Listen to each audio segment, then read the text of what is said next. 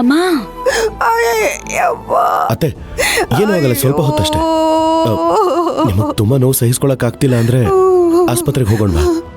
ಬೇಡ ಬೇಡ, ಏನು ಬೇಡಪ್ಪ. ಒಂದ್ ಸ್ವಲ್ಪ ಹೊತ್ತತ್ತೆ ಹೋಗ್ಬಿಡುತ್ತೆ.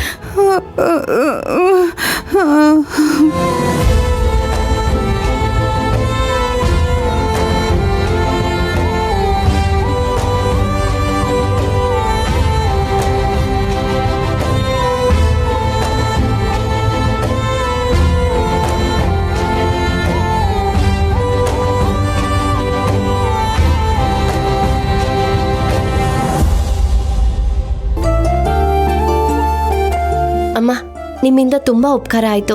ನಾನು ಈ ಉಪಕಾರನ ಯಾವತ್ತೂ ಮರೆಯೋದಿಲ್ಲ. ಅಯ್ಯ, ಇದ್ರ ಉಪಕಾರದ ಮಾತೇನವ.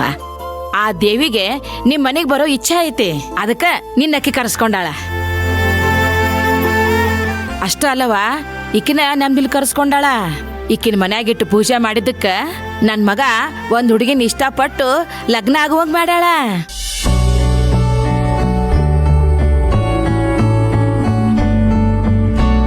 ಹೌದಮ್ಮ, ಅವರಿಬ್ಬರದು ಒಳ್ಳೆ ಜೋಡಿ.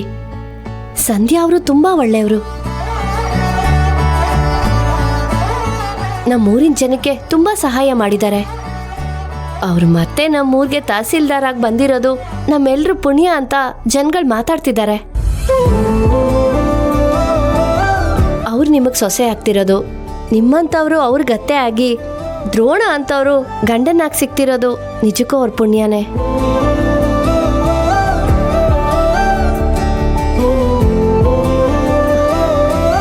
ಸರಿಯಮ್ಮ, ನಾನಿನ್ ಬರ್ತೀನಿ.